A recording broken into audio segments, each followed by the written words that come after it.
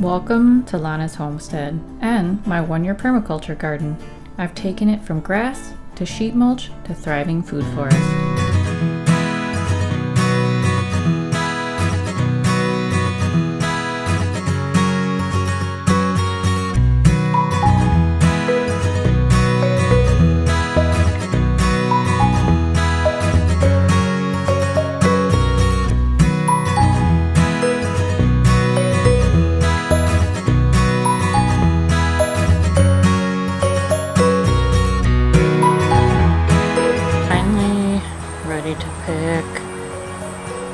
Once the tomato starts getting any sort of color, you can pick it and ripen it inside, away from evil squirrels.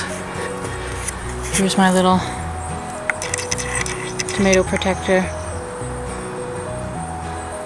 killing all predators.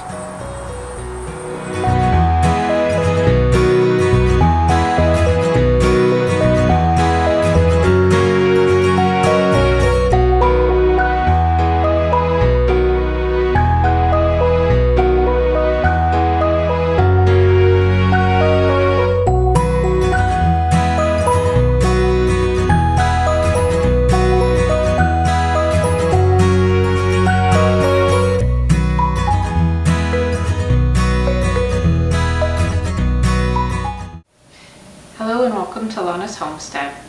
Today I'm going to be making roasted tomato sauce. These are some of my red tomatoes that I just picked from my garden.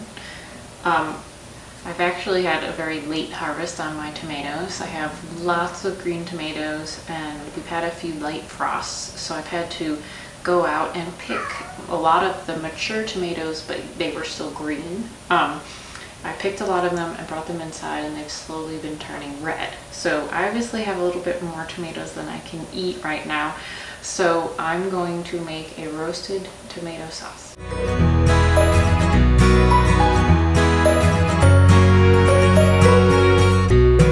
So there can be a lot of labor when you're making tomato sauce.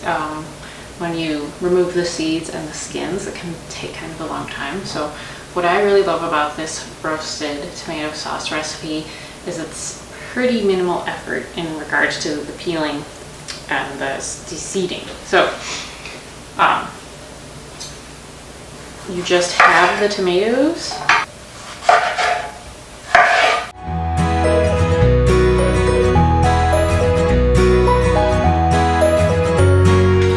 So you just have all the tomatoes, and then you put in one onion and some garlic.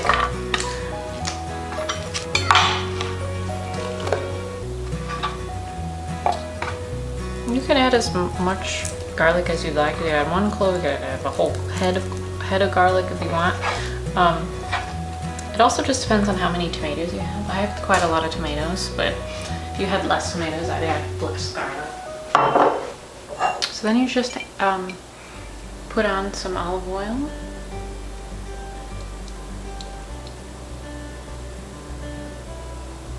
Two or 3 teaspoons, it just depends on the amount of tomatoes you have. Some pepper, I like freshly ground.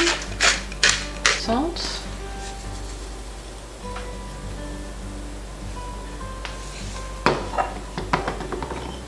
And then some balsamic vinegar.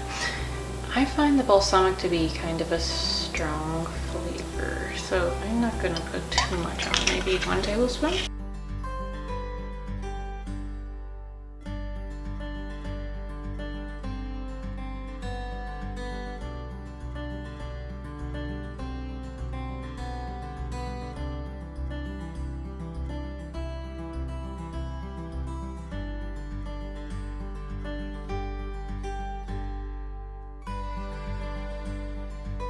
Now that the tomatoes are out of the oven, you just grab a tongs and the tomato skins just come off really easily. So it takes a little bit of time to remove the skins from every tomato, but it's definitely easier than doing it before roasting the tomatoes. So now that all the skins are removed, you just transfer the mixture to a food processor. Then I added in 1 tablespoon of oregano. Fresh would be better, I had dried, and then about 20 leaves of basil. Then you just blend it all up. I don't bother removing the seeds, they don't really bother me, but you could easily use a strainer to remove the seeds. So my sauce looks awesome and I like the consistency of it. You could add some more tomato paste into the blending process if you want it thicker.